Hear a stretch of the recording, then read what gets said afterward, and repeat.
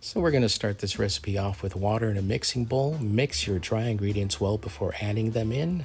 Then, with a dough hook and the lowest speed, as the dough comes together, add your oil. This allows the oil to distribute more evenly rather than clumping with all the ingredients dried before mixing. So now, after 3 minutes, you can go ahead and test the dough. And how I test it is to make a depression with my finger into the dough. The dough should not stick to your finger, and it should not spring back too quickly. It should feel cohesive, and this dough feels very good, so we're going to go ahead and start. Rub a small amount of oil in between both hands and begin shaping your dough by tucking it in and under itself, pinching closed any seams.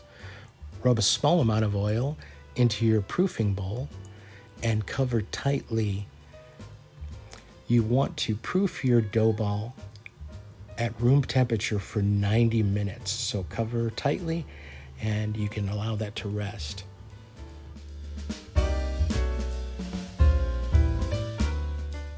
After 90 minutes, you can go ahead and either refrigerate your dough for up to 96 hours, or as I did here, you can divide it into the number of portions that you need, weighing it out for each portion.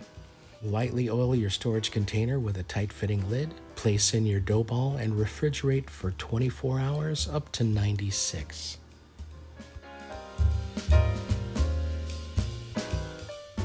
Pull the dough ball out of the refrigerator and allow it to come to room temperature for at least 3 hours before shaping. Invert your container onto a bed of breadcrumbs and semolina flour and allow gravity to help remove the dough ball for you.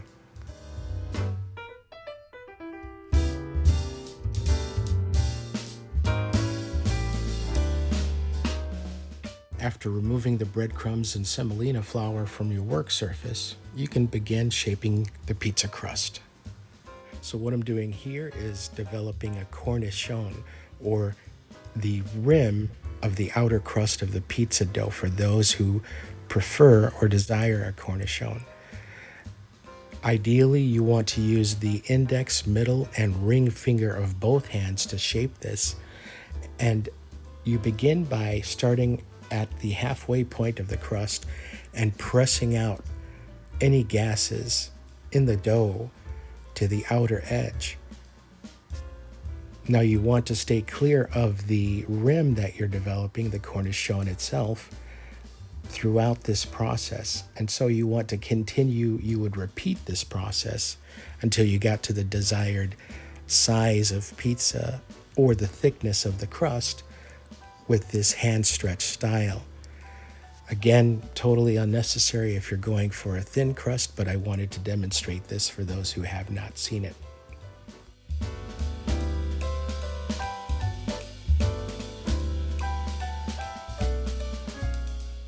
So continue on in this process, flipping the dough and working from the halfway point of the center outward until you get to the desired size of pizza you want, or the desired thickness of that interior crust within the cornichon.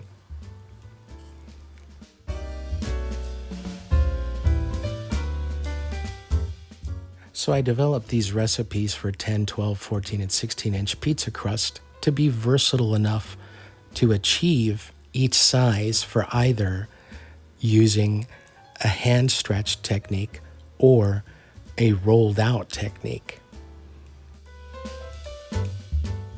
So using your rolling pin, you start at the center and roll out away from you, and then from center toward you. Then you want to turn your pizza crust a quarter turn. Here I'm working with a smaller pin for finishing touches on the crust. Here I'm using a 16-inch baking tray to trim the excess dough. The pizza crust itself will shrink to about 15 inches once I transfer it to the pizza peel. As we continue working, adding toppings, and baking the pizza, the crust will continue to shrink. So I'm allowing for that to end up with somewhere in the neighborhood of a 14-inch pizza. Using the same semolina and breadcrumb mixture earlier, I sprinkle it on the pizza peel and then transfer the pizza crust on top. Here I dock the crust with a dough docker, then shake the pizza peel to make sure the crust will launch easily into the oven. If you don't have a docker, a fork works just as well. So I'm going to ladle on some pizza sauce and spread that out evenly with a silicone brush to develop a nice base layer. From there, I'm going to sprinkle on a light amount of cheese, which will help anchor the toppings.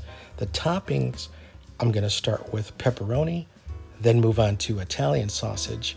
And before I place the green pepper onto the pizza, I'm going to give it a test shake to make sure the crust will launch easily.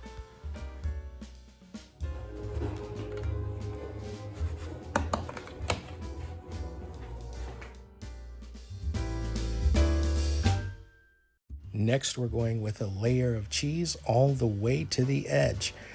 And finally, I'm putting on a layer of pepperoni before this goes into the oven.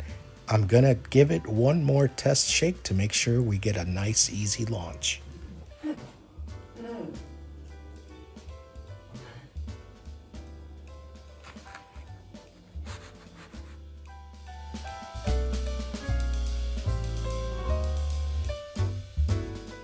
So this pizza baked in a 485-degree oven that had a baking steel on the center rack, which was preheating for over an hour. And the timer was set for 13 minutes, although this pizza cooked in just about 10. And it's always important to pay attention to the amount of doneness on your cheese layer. That's basically telling you how well your pizza is cooking. So here I'm using a pizza blade to portion this into squares. This is the Chicago box cut, also called a tavern cut.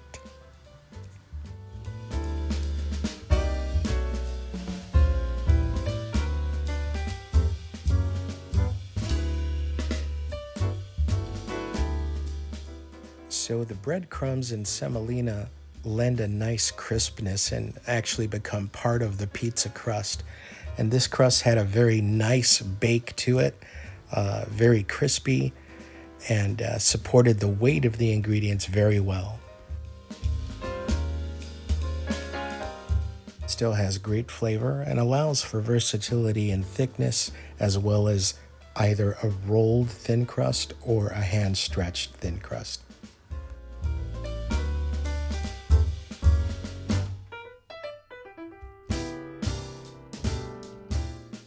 So next I moved on to the 16-inch rolled thin crust, and here are some of the image highlights from that pizza bake.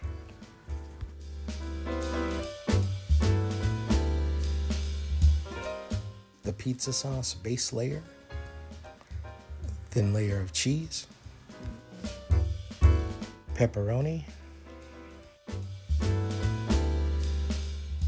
green pepper,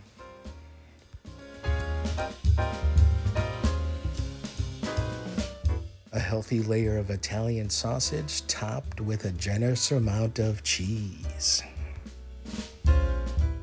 And to close out the video, we've got some images of the post-bake of the 16-inch.